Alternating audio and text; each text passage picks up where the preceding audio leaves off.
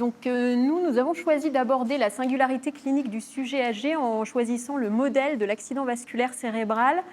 Alors, pourquoi ? Parce que d'abord, personnellement, c'est un sujet que je connais très bien puisque c'est le cœur de mon métier et je préférais prendre un sujet sur lequel j'étais à l'aise pour aborder en fait une question qui me semble extrêmement complexe. Je pense qu'on a abordé beaucoup d'éléments ce matin et en quelques 10 minutes, on pourra forcément ne faire qu'effleurer la complexité du sujet.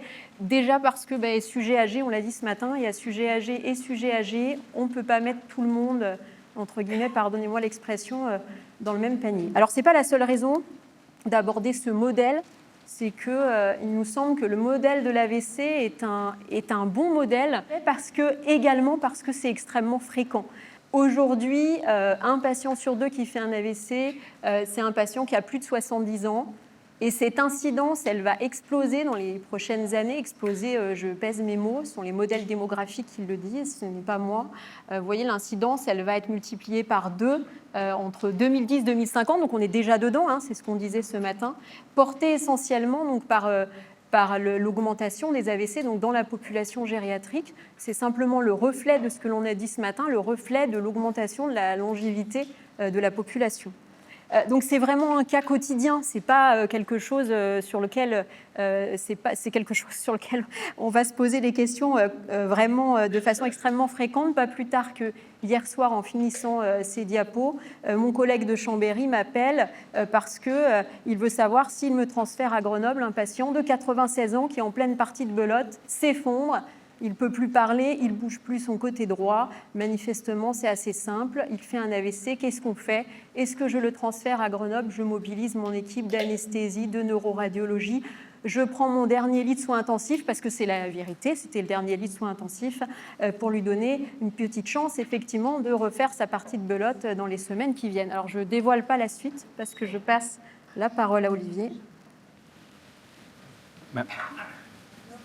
Dès lors qu'on a ce coup de téléphone, il se posent les autres questions, c'est-à-dire que très bien, on sait faire, on a appris à faire. Isabelle vous a expliqué le chemin, on appelle le radiologue, peut-être donc derrière l'anesthésiste pour endormir le patient, retirer un caillot, sauver tout ce qu'on peut sauver le plus tôt possible pour améliorer son pronostic après. Et le souci, c'est qu'à 96 ans, on a tout de suite, on l'a entendu ce matin, un peu d'agisme instinctif presque.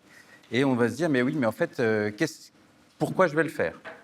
On sait qu'après 80 ans et encore plus après 90 ans, on a une augmentation importante des risques de séquelles. Les pronostics que l'accident vasculaire soit hémorragique ou ischémique sont beaucoup plus fréquentes, beaucoup plus intenses. Et elles vont toucher des fonctions importantes pour l'échange, la communication, pour la déambulation, les fonctions cognitives. Et ça va représenter un poids important dans le handicap potentiel de cette personne.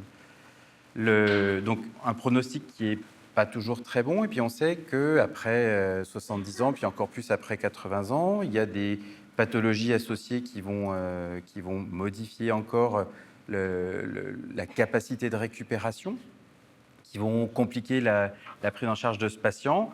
Et oui, plus on vous a expliqué ce matin, la démographie va vraiment vers un vieillissement de notre population. Et donc, ce n'est pas une seule pathologie à prendre en charge comme on apprend dans les livres, mais c'est un patient avec son contexte, son âge, ses comorbidités ou ses pathologies associées. Le contexte, il va aussi être très important parce que plus on vieillit, plus on a des personnes qui sont isolées familialement, sur le plan des amis également, et il va y avoir un rôle important de cet entourage pour une meilleure récupération, une meilleure qualité de vie par la suite. Et donc, c'est des gens qui sont là aussi un peu plus fragiles de ce point de vue-là. Donc, on va avoir une situation où il va falloir regarder ce qu'on trouve dans nos livres pour pouvoir avancer vite. Vous savez que le temps, c'est du cerveau. Et donc, on a 4h30 pour faire quelque chose. Le coup de téléphone, c'était à 19h. Il faut savoir ce qu'on met en place. Eh bien, on a fait beaucoup de progrès ces 15 dernières années, c'est super, entre les traitements en intraveineux, les traitements où on va directement chercher les caillots. Et c'est quand on a un peu de chance d'avoir des informations sur des patients qui ont plus de 80 ans, c'est des patients de 80 ans qui vont bien. Ce pas des patients qui ont une comorbidité, qui sont très isolés, qui avaient déjà un problème avant. Et donc, finalement, on ne sait pas trop ce qui se passe, puisque les données de la littérature déjà sont fragiles, mais alors là, on a encore moins d'informations. Et après 90 ans, c'est même pas la peine d'y compter. Donc, les conseils des sociétés savantes, c'est de dire qu'il faudra bien prendre en compte donc les comorbidités pour prendre en charge cette patiente. Autant dire qu'on n'a pas beaucoup avancé. Si en plus le patient, bon la belote, a priori, il était quand même, je veux dire, faut savoir quand même compter les points, hein, donc cognitivement ça devait aller. On va dire que y a des choses là-dedans. Mais le nuage de points que vous voyez qui dit que oui, malgré l'âge, on a quand même une certaine efficacité, peut-être un peu moindre. C'est un nuage un peu flou. Eh bien, c'est un peu la situation dans laquelle on est si on doit choisir si on dit oui ou non à Chambéry pour récupérer ce patient. Alors, merci Olivier. Alors, Olivier ne m'aide pas beaucoup, puisque concrètement, je ne sais toujours pas vraiment quoi faire avec mon patient de 96 ans. Alors, qu'est-ce que je fais? Est-ce que je dis à mon collègue, non, tu le gardes à Chambéry et puis on fait ce qu'on faisait il y a une dizaine d'années, puisqu'on ne savait pas faire autrement. Donc, tu le regardes, tu fais effectivement une prise en charge, bien sûr, d'accompagnement, de soins, de confort. Ou est-ce que je le transfère à Grenoble? Je mobilise effectivement toute mon équipe. Je prends mon dernier lit de soins intensifs pour tenter un traitement pour, en effet, comme on l'a dit, enlever le caillot de son artère et essayer de faire en sorte qu'il récupère en effet sa vie d'avant. Alors, on l'a dit ce matin, quand on a un savoir publié qui est très pauvre, eh bien, on s'en réfère à quoi? Sa bienveillance. Oui, j'ai envie de prendre en charge ce patient et de lui donner sa chance de refaire sa belote dans quelques semaines. Au savoir expérientiel aussi. Cette belote, on insiste dessus, mais parce que d'expérience, on sait, comme l'a dit Olivier, qu'un patient qui va bien, alors il conduisait, il était venu, ce patient, faire sa partie de belote chez des amis en voiture, il est en pleine forme, on sait qu'on a plus de chances effectivement que ça fonctionne pour lui. Donc oui, on a envie d'y aller, mais il y a des risques aussi. Il y a des risques, oui, je prends mon dernier lit de soins intensifs à 19h. Plus tard, on a bien vu ça, cette problématique pendant le Covid. Il y a peut-être quelqu'un, un plus jeune, avec peut-être plus de chances de s'en sortir, qui va arriver et puis qui n'aura pas ce lit. Et puis j'ai un risque aussi que mon traitement, il permette la survie de mon patient, évidemment, mais aussi qui permettent cette survie avec un handicap très lourd parce que ça ne fonctionne pas, vous le savez bien, en médecine, ça ne fonctionne pas toujours comme on veut. Et peut-être qu'il va survivre, mais qu'il va rester lourdement handicapé, sans pouvoir communiquer avec son entourage, ce qui est le cas là, actuellement sous mes yeux, enfin au téléphone, et qui ne va pas pouvoir non plus se mouvoir à nouveau tout seul, qui va rentrer dans une grande dépendance. Et c'est une vraie question en neurologie.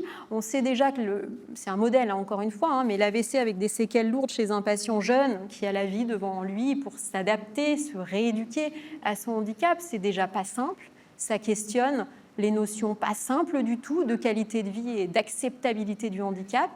Mais là, on est encore dans une situation plus complexe avec un patient qui ne va pas avoir bien le temps de faire le deuil de sa situation antérieure parce qu'il a déjà une espérance de vie réduite, alors peut-être non pas lui par ses pathologies associées, mais en tout cas par son grand âge. Et ça questionne des notions vraiment pas évidentes, en tout cas pour nous en médecine, que sont, on l'a un peu abordé ce matin, finalement cette médicalisation d'un temps restant à vivre, et puis une question beaucoup plus vaste à laquelle bien sûr nous n'avons pas la réponse, qui est la question sociétale, de l'acceptabilité par notre société de ces personnes âgées, handicapées en plus. C'était la diapo de Philippe en fin de matinée. Et puis des moyens qui permettent leurs soins dans cette société, on l'a vu, qui valorisent la beauté, la productivité. C'est une vraie question qui n'est en effet pas que médicale. Cette question, en fait, c'est vraiment quelque chose qui nous occupe. Il y a un staff de neurologie depuis une bonne dizaine d'années. C'est 90% des dossiers qu'on discute, c'est des dossiers qui concernent des patients qui ont plus de 90 ans et qui ont fait un AVC. Donc c'est véritablement une problématique régulière et on est toujours sur cette ligne de crête entre vouloir absolument bien faire, mais sans souvent avoir, avec les problèmes de communication, problèmes d'isolement, sans forcément avoir les les informations sur ce que voulait le patient, ce qu'il a pu signifier à sa famille sur ces fameuses directives anticipées, mais en tout cas sur son souhait de vie, sur des données médicales extrêmement fragiles à cet âge-là. Donc on va vraiment chaque fois osciller entre différents pôles pour essayer de faire au mieux. Et pour l'instant, ce qu'on a trouvé de mieux, c'est d'échanger à plusieurs. Alors c'est l'échange avec évidemment le patient quand c'est possible, l'entourage, c'est l'échange avec l'équipe, c'est l'échange entre les équipes, c'est médical, paramédical. On a la chance d'avoir nos psychologues, les infirmières, les aides-soignants qui participent à ce staff. On a Philippe qui participe à ce staff aussi. On a des juristes pour pouvoir rester toujours dans les clous. Mais finalement, il faut aussi peser, ça met du temps à mettre en place, c'est une fois par mois seulement, des fois on essaie de faire une réunion un peu urgente, mais vous avez entendu, on a 4h30 pour faire quelque chose. Et donc, où est-ce que je vais faire le moins de mal? Est-ce que ça va être en lançant tous les soins possibles pour cette patiente rapidement et puis de réfléchir après, ou décider en amont avec énormément de projections subjectives sur ce que je pense être le bien pour lui avec tous les écueils qu'on connaît depuis des années? C'est vraiment quelque chose de difficile. Et la seule manière qu'on a trouvée, c'est toujours d'avancer à plusieurs, même dans la partie initiale de la prise en charge. C'est pour ça que c'est très bien quand c'est Chambéry qui appelle, parce qu'il peut déjà y avoir un échange entre Chambériens et Grenoblois sur ce qu'on peut faire pour cette personne qui présente une pathologie. Mais derrière, on va vite être dans le besoin d'échanger à plusieurs dans l'équipe. Donc voilà, donc est-ce que c'est pire de ne rien faire que de faire quelque chose et d'arrêter dans un second temps?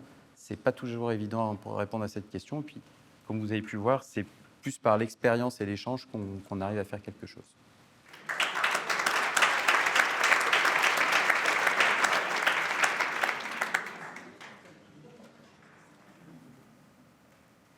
Bonjour. Donc moi, je suis le docteur Mita, je suis médecin gériatre ici au CHU de Grenoble. Et donc, moi, je vais prendre un autre modèle intéressant pour ouvrir la discussion et je vais prendre le modèle de l'oncogériatrie. Donc, les cancers ont une incidence qui augmente avec l'âge. Actuellement, c'est 1/3 des cancers qui concernent les patients de plus de 75 ans. Ça va augmenter dans les années à venir. On pense que ce sera probablement la moitié des cancers dans les années 2050. On retrouve un peu le même type de cancer par ordre de fréquence chez le sujet âgé que chez le sujet jeune, mais ce qu'on observe, c'est qu'il y a un pronostic qui est vraiment nettement plus sombre chez le sujet âgé. Et ça, c'est lié en partie à des diagnostics qui sont plus tardifs, donc à des stades qui sont plus avancés, mais aussi à des comorbidités qui viennent limiter les traitements curatifs. Ce qu'on observe, c'est en partie une banalisation de symptômes qui sont considérés à tort comme étant liés au vieillissement. Donc des symptômes comme l'anémie. L'anémie, c'est le manque de globules rouges, la fatigue, l'amaigrissement, la douleur notamment. Il y a quelques formes atypiques de cancer ou d'hémopathie maligne chez le sujet âgé, mais ce n'est pas ça qui explique ces retards diagnostiques. Par contre, il y a des retards aux consultations spécialisées. Et ça, c'est en partie influencé par des idées fausses qui circulent sur le cancer du sujet âgé, notamment l'idée qu'il y aurait une évolution plus lente des cancers, qui serait moins agressif. Ce n'est pas vrai du tout. Qu'il y aurait des contre-indications chirurgicales ou peu de possibilités thérapeutiques. Alors, ce qui se passe dans cette population âgée, qui est souvent polypathologique, polymédiquée, c'est qu'on se trouve face à un risque de complications qui sont graves, inattendues. Et ces complications-là, elles engendrent deux choses. D'une part, un risque de sous-traitement, parce qu'on a peur de ces complications. Et donc, en termes de tension éthique, ça représente un risque d'inéquité dans l'accès aux soins. Et d'autre part, un risque de surtraitement par la difficulté d'évaluer ce niveau de risque de complications. Et c'est ça qui a conduit à une organisation de soins spécifique en France, qu'on appelle l'oncogériatrie, qui fait travailler ensemble oncologues au sens large et gériatres depuis une quinzaine d'années pour travailler ensemble autour de la pertinence du soin. Et c'est en ça que ce modèle me semble intéressant pour notre discussion d'aujourd'hui. Alors, pourquoi est-ce qu'on a ces complications qui sont difficiles à anticiper? Pourquoi est-ce qu'elles sont graves parfois, moins graves d'autres fois? Eh bien, une partie clé de la réponse, elle est sur le fait que la population âgée, elle est hétérogène et qu'en fait, on ne peut pas utiliser l'âge chronologique en soi pour en tirer des conclusions à lui seul. on peut avoir une même espérance de vie à 95 ans en étant en très bon état de santé qu'en ayant 75 ans en mauvais état de santé. Et ça, c'est une notion qui est fondamentale. Je vous ai ajouté, c'est tout petit, c'est en bas à droite, parce que notre diapo, là, avec les espérances de vie selon l'âge, elle est vieille maintenant, elle date de plus de 20 ans. En bas à droite, vous voyez l'évolution de l'espérance de vie à un âge donné. Là, j'ai pris 85 ans, et au départ, on est dans les années 90, et puis les derniers chiffres en haut, c'est 2024, ce sont les données de l'INSEE. Donc actuellement, l'espérance de vie à 85 ans pour une femme, c'est 8 ans, et pour un homme, c'est 6 ans et demi, pour information.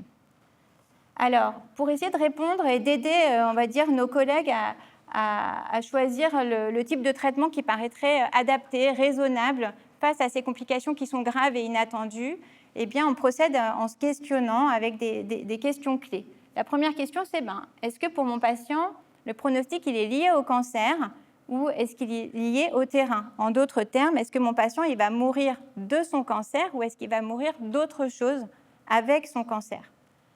Ensuite, on se demande si le cancer va altérer la qualité de vie du patient et puis si il va être capable de supporter un traitement du cancer. Donc là, ça veut dire qu'il faut qu'on sache quelle est l'efficacité attendue du traitement, quelle est la balance des bénéfices et des risques, et il faut qu'on essaye d'anticiper qu'est-ce que ce traitement va avoir comme impact sur la qualité de vie de mon patient, donc qualité de vie jugée supposée, mais prendre en compte les autres comorbidités.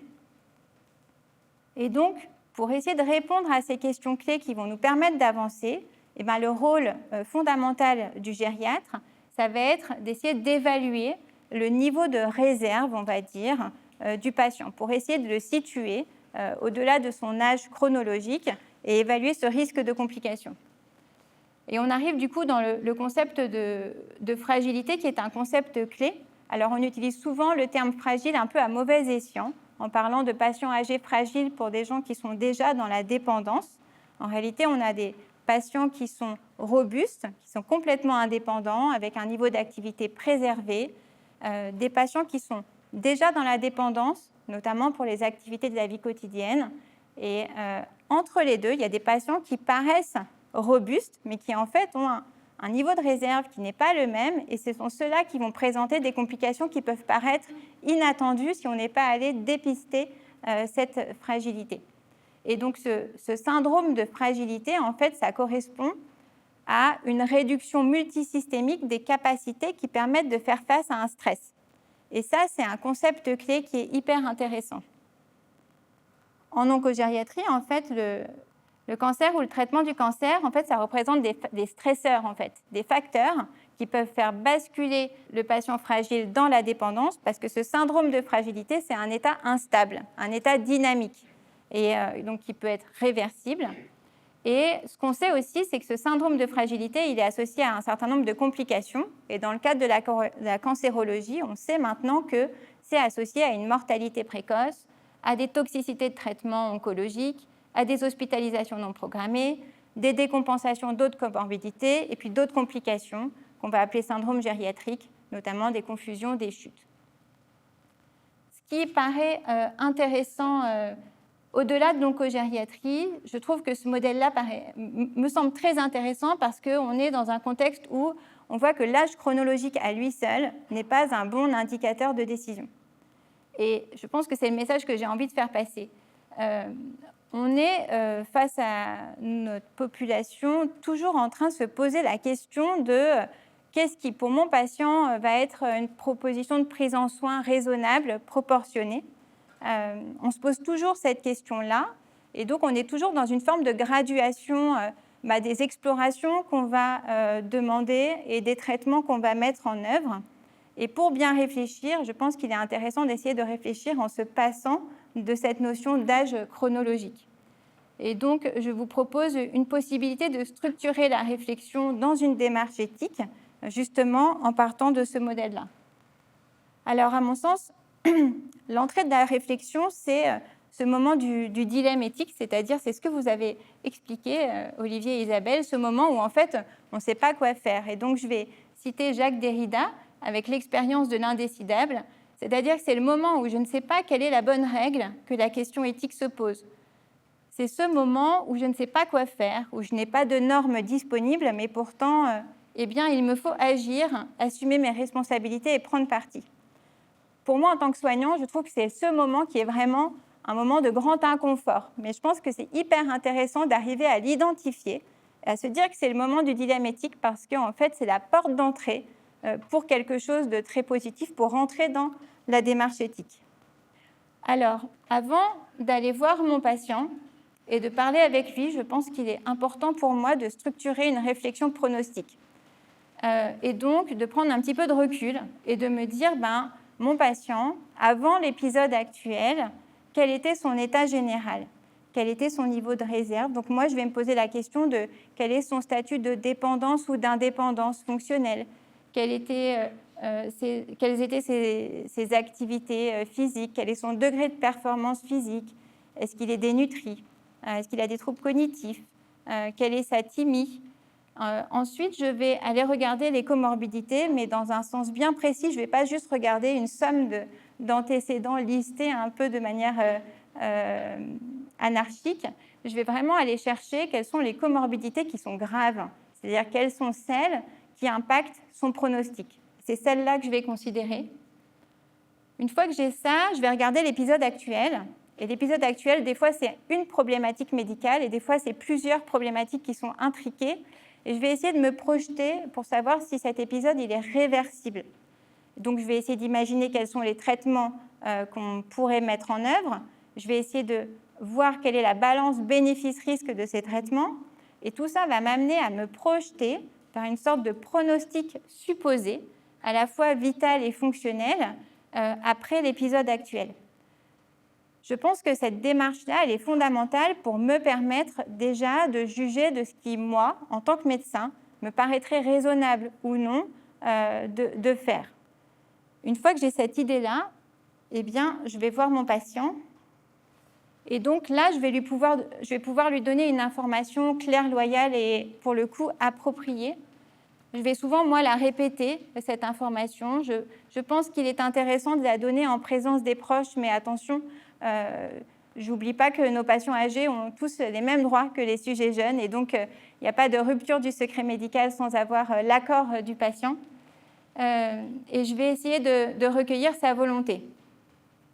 Cette discussion-là, à mon sens, elle tourne vraiment autour de qu'est-ce qui, pour mon patient, dans sa singularité, dans toute son histoire, fait que lui considérer que tel soin paraîtrait déraisonnable ou inutile. Qu'est-ce qui, pour lui, paraît disproportionné ? J'oublie pas qu'on est dans des situations qui sont évolutives et où le consentement, du coup, va être aussi un processus dynamique. Et pour les patients qui sont en incapacité partielle ou totale d'exprimer leur volonté, on en a parlé tout à l'heure, je pense qu'il est important de parler de la recherche d'assentiment. Avant d'aller fouiller déjà les directives anticipées, il y a quand même une étape intermédiaire. Et je pense que ça a une valeur très forte, une valeur contraignante dans la relation entre le soignant et le patient. Donc bien sûr, quand il y a une incapacité à exprimer sa volonté, on va aller chercher un témoignage de cette volonté, qu'il soit écrit antérieurement dans les directives anticipées ou transmis oralement par la personne de confiance ou par les proches. On se pose souvent la question de la juste place des proches, c'est-à-dire que nos patients ont souvent besoin d'être entourés et donc les proches ont besoin d'être informés, encore une fois avec l'accord du patient, d'être soutenus. Il faut qu'on fasse attention à ne pas participer à une forme de déni de l'autonomie de nos patients de manière complètement non intentionnelle. Des fois, les familles prennent trop de place. Et donc, voilà, il s'agit de tenir compte de l'avis des proches, rechercher l'adhésion, mais toujours favoriser l'exercice de l'autonomie de notre patient.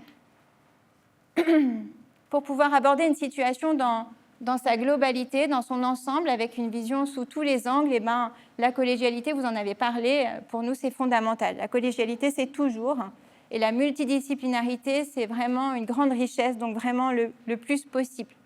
Je pense que c'est très intéressant d'aller essayer de déterminer quelles sont les valeurs qui sont interrogées quand on a des conflits, des tensions éthiques comme ça. Et quand la situation elle est complexe, on ne peut pas résoudre même en collégialité, avec toute une équipe, on ne peut pas toujours résoudre et trouver la bonne solution en une fois. Donc l'idée, c'est d'aller chercher la moins mauvaise des décisions et de la prendre pour un temps donné, et donc de se laisser ce temps pour ensuite réévaluer et avancer comme ça petit à petit. Donc voilà ce que peut être une démarche qui permet une alliance entre soignants et patients pour avancer jour après jour dans une direction commune, de manière proportionnée et raisonnable, en mettant un petit peu de côté cet âge chronologique, parce que du coup, on sait qu'il a peu de valeur pronostique à lui seul. Je vous remercie.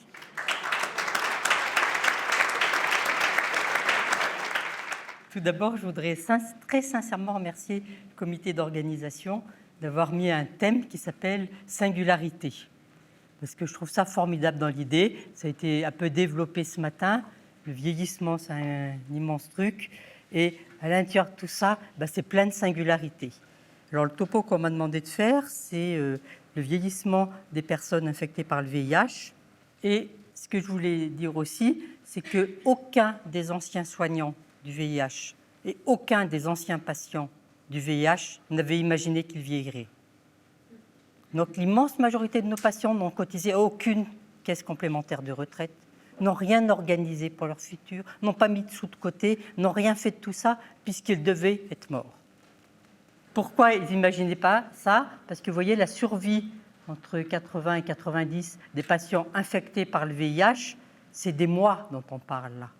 C'est-à-dire que l'immense majorité était morte dans les 2 ans. Donc évidemment, on était à des lieues de parler de vieillissement. Donc à gauche de la dia, vous avez la mortalité qui est en orange, on va dire, et en rouge, l'apparition des nouveaux traitements antirétroviraux, ce qu'on a appelé les trithérapies. En fait, c'était des traitements antirétroviraux efficaces. Et vous voyez qu'il y a eu une bascule absolue dans les pays riches entre 95 et 96. Donc là, on a commencé à prendre espoir. Et à droite, vous devinez les courbes, mais c'est l'espérance de vie des patients VIH. Et à partir de 40 ans, vous voyez que ça va tout à plus de 80 ans. Donc l'espérance de vie des patients VIH est quasi similaire à la population générale. On ne peut pas encore assurer que ce sera complètement, parce qu'il n'y en a pas assez qui sont devenus assez vieux, tout bêtement pour le moment. Et les courbes différentes, c'est les patients qui ont été dépistés et traités avant 2015 sont défavorisés par rapport à ceux qui ont été traités d'emblée avec des médicaments hyper safe. Et il y a aussi les gens qui ont été contaminés par la voie de la toxicomanie, qui pour tout un tas de raisons autres que le VIH, de co-infection, ont une espérance de vie plus faible. Mais globalement, nos patients VIH vont vivre aussi longtemps que les autres. Là, qu'est-ce que ça a fait? Ça fait les files actives dans un autre pays européen qui a une file active très proche de la nôtre, avec le pourcentage des âges. Vous voyez qu'au début de l'histoire, on avait des patients relativement jeunes, que maintenant, on a très peu de patients jeunes, pour plusieurs raisons, et c'est les tranches d'âge successifs. Et les patients, on a plus de la moitié de nos files actives qui ont plus de 50 ans maintenant, on a passé le cap, et on a un certain nombre de patients de 70 ans, et on en a de 90 ans, on n'est pas peu fiers d'avoir fait tout ce chemin avec eux. Et à droite, vous devez à peine le deviner, c'est le nombre de comorbidités présentées par les patients en fonction de leur tranche d'âge. Et évidemment, plus ils sont âgés, plus ils ont de traitements et de comorbidités, d'autant que l'infection VIH, c'est une maladie chronique, c'est-à-dire que les traitements les sauvent, mais il faut quand même les suivre, le traitement durera toute leur vie, et donc ils sont bien plus dépistés que les autres. Donc, sur nos plus de 50% qui ont plus de 50 ans, presque tous ont un traitement antihypertenseur, on surveille tout. Donc, on a, pour le compte, vous, dans votre listing, vous auriez plein de comorbidités pour prendre vos décisions. Mais je tiens à dire qu'un patient qui a des comorbidités traitées a un pronostic meilleur qu'un patient qui a des comorbidités non reconnues. Alors, pourquoi on met des traitements antirétroviraux? Là, c'est pour faire une mise à jour rapide. D'abord, on a des traitements hyper efficaces qui tous empêchent la multiplication du virus. Donc, on ne guérit pas un patient de son infection VIH. Donc, ça empêche la multiplication du virus. Et le suivi est extrêmement simple. Quand on a un traitement qui marche, la charge virale est indétectable. Donc, j'insiste là-dessus parce que pour nos patients, toute leur vie de séropositivité, on leur a dit qu'ils auraient un traitement toute leur vie, qu'il faudrait bien le prendre toute leur vie. Ce n'est pas anodin quand un jour ou l'autre, quelqu'un va dire « vous n'avez plus besoin de le prendre ». Pour eux, ça va être l'annonce d'une mort imminente. Donc, c'est vraiment un truc très particulier, la relation des patients VIH avec leur thérapeutique. Nos traitements maintenant, c'est plus comme on vous a raconté, 16 comprimés par jour au milieu de la nuit, tout ça, ils prennent un comprimé par jour. Voilà, facile. Ils ont très peu d'interactions maintenant, ça on peut s'en arranger. Donc, quand on est traité, on ne meurt plus du sida. Quand on est traité, on n'a plus les comorbidités associées à la baisse des défenses immunitaires. Et il y a ce qu'on appelle une inflammation résiduelle chez les patients VIH traités. Donc, ils ont un peu un surrisque cardiovasculaire, etc. Enfin, c'est rien du tout par rapport à avant. Et, concept fondamental, ça, non seulement ça diminue le risque de transmission, mais ça l'annule.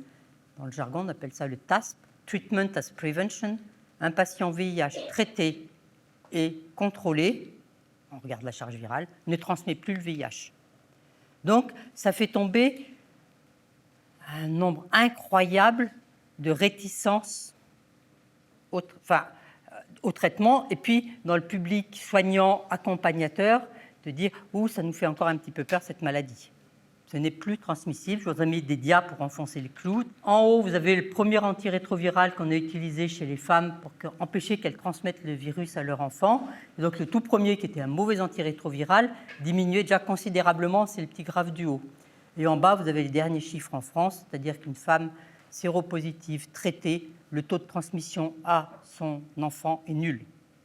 Donc les choses sont établies. Donc les gens qui sont VIH vont vivre très longtemps, une vie parfaitement normale. Et là, vous avez le taux de transmission à l'intérieur de couples, ce qu'on appelle sérodiscordant. Il y en a un qui est infecté, l'autre qui ne l'est pas. Celui qui est infecté est traité et avec un traitement qui marche bien.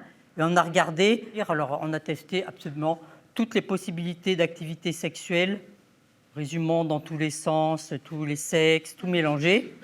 Et il n'y a 0 contamination sur 1238 années couple. Donc, on a de la marge, quoi. Donc, quelqu'un qui est dépisté et traité ne transmet plus le VIH, donc d'aucune manière. Septavis, c'est une cohorte française de patients VIH de plus de 70 ans, une grosse cohorte, où on a regardé comment ils se comportaient. Et donc, les comorbidités qui présentent sont exactement celles de la population générale. En 1, le cardiovasculaire, en 2, le cancer, etc. La particularité, c'est qu'il y a plus de dépression. Je fais un petit aparté là-dessus. Il y a plus de dépression chez nos patients VIH parce que beaucoup d'entre eux ont subi une stigmatisation dans leur vie. Alors, quels sont les grands groupes de patients infectés par le VIH? Bon, résumons, c'est une infection qui se transmet par voie sexuelle. Donc, il y a initialement, en Europe, on dépistait surtout les homosexuels masculins. Et autant vous dire qu'il fallait en même temps, vous avez vu plein de films là-dessus qui sont criants de vérité, il fallait en même temps annoncer autour de soi qu'on était homosexuel et qu'on était infecté par le VIH. Vous n'imaginez pas le rejet absolu que ces gens ont vécu. Maintenant, ça s'est un tout petit peu arrangé, pas complètement, mais ils ont vécu cette souffrance. Ils l'ont en eux, ils ne l'oublieront jamais. Donc, ils sont un peu plus fragiles pour ça. Ensuite, nous avons les patients migrants originaires d'Afrique subsaharienne, c'est le deuxième grand groupe. Et évidemment qu'on ne fait pas le départ de son pays en abandonnant les enfants là-bas. Le trajet qui est plus ou moins chaotique, ce n'est pas vrai pour toutes et tous, mais c'est souvent assez chaotique. Et l'arrivée en France, qu'ils estimaient un Eldorado, et où la vie n'est pas du tout aussi simple que ce qu'ils imaginaient. Donc le niveau de dépression est aussi important. Et le troisième groupe, qui est très très minime maintenant, c'est les gens qui sont infectés par voie de toxicomanie intraveineuse, qui ont en général eu plein d'autres comorbidités, là aussi des troubles psychologiques associés. Donc on a plus de dépression.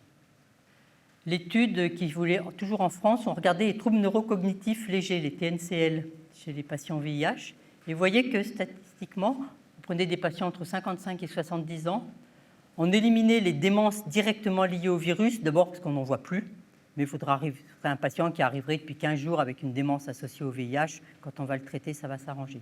Là, c'est autre chose. En tout cas, ces TNCL, il y en a quand même un peu plus que dans la population générale et de manière équilibrée selon les tranches d'âge, qu'ils soient très âgés ou moyennement âgés. Et les facteurs de risque sont la dépression, ce qui est vrai pour tous les troubles neurocognitifs, comme vous avez vu que les nôtres sont un peu plus dépressifs, et la réserve cognitive, Donc, c'est tout ce qu'ils avaient mis dans leur tête avant que ça commence à diminuer. Et là aussi, il y a une inégalité de chance considérable selon à qui vous parlez. Donc là, il y a une spécificité de chaque personne que vous avez devant vous. La statistique générale ne nous intéresse pas. Et j'ai juste mis un petit mot sur attention aux ruptures d'observance. Nos patients prennent très très bien leur traitement. Donc, quand j'ai un patient de 75 ans qui arrive et qui a une charge virale détectable, ça fait 30 ans que je le suis, il n'a jamais eu de charge virale détectable. Il ne faut pas dire qu'il prend mal son traitement, il faut se dire qu'il a des troubles neurocognitifs légers, c'est-à-dire qu'il le prend moins bien, mais qu'il ne sait pas qu'il le prend moins bien.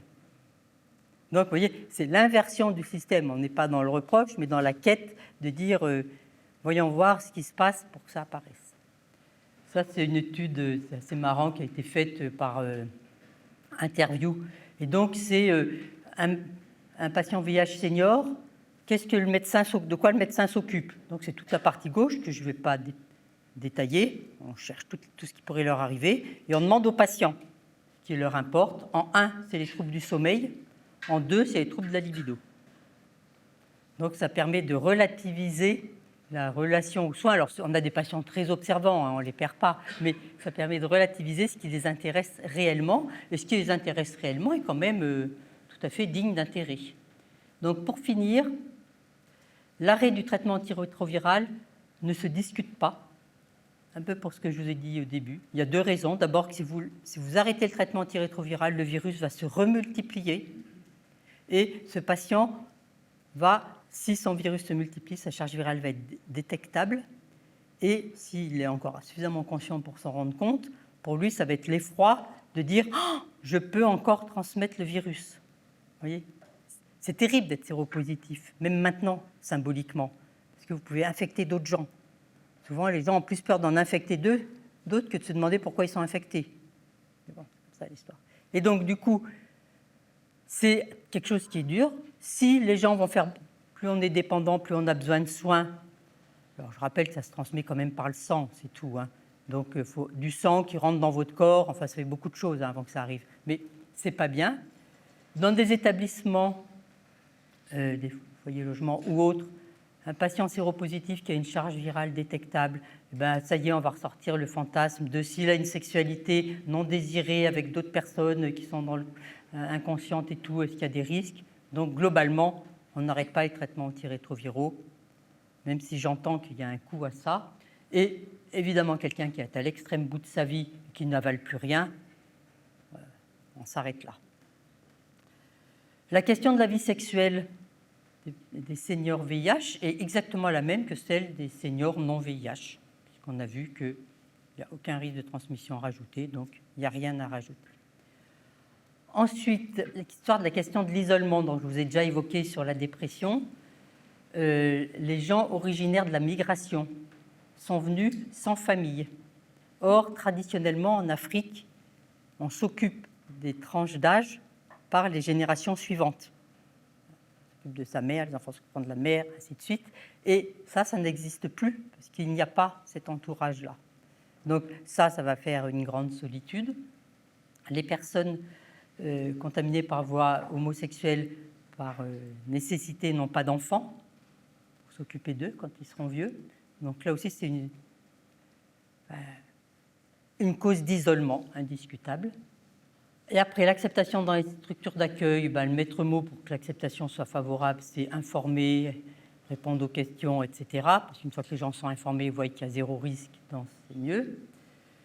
Il faut faire extrêmement attention, c'est un peu spécifique à cette pathologie, de ne pas remettre les patients qui arriveront dans des structures d'accueil dans le placard du secret. Voyez, parce que, quelque part, ils ont un peu caché leur séropositivité la plupart de leur vie pour ne pas être embêtés, tout bonnement. Et si on ne s'intéresse pas à eux, à la personne qu'il y a derrière, ça va tout se refermer. Ils vont rebasculer 25 ans en arrière, où il ne fallait rien dire, parce que sans ça, on allait être viré du travail, ainsi de suite. Et donc, il faut, mais ça a été très bien évoqué ce matin, idéalement, il faudrait leur donner la parole, pour ceux qui ont un tout petit peu de temps, mais je sais bien que les gens n'ont pas beaucoup de temps avec les patients en institution, mais le peu de temps qu'on y passe, c'est essayer de leur donner leur parole sur l'histoire incroyable que ces gens ont vécue. Ils ont été infectés il y a 35-40 ans, Ils étaient condamnés à mort dans les 2 ans qui ont suivi. Les traitements sont arrivés, ils ont vécu. Pour beaucoup, ils ont vu beaucoup de leurs copains mourir. Ils ont le syndrome du survivant, pour beaucoup. Pourquoi moi je suis vivant? Je leur dis, parce que vous avez tenu jusqu'à 96. Il n'y a pas d'autre raison que celle-là. Donc, voilà. Donc ça, il faut faire attention et vraiment essayer de leur donner un espace pour raconter cette destinée incroyable qu'ils ont eue avec cette pathologie. Et enfin, juste pour le clin d'œil, on est actuellement dans nos pays riches, dans un écart incroyable. Les premières structures françaises de structures d'accueil pour personnes dépendantes, il y a des structures LGBT-friendly, comme on dit. C'est-à-dire où il y a, résumons, essentiellement des homos. Et je peux vous dire, moi, je vais demander une place là. Quand même, avec ma carrière, il devrait m'en laisser une. Merci.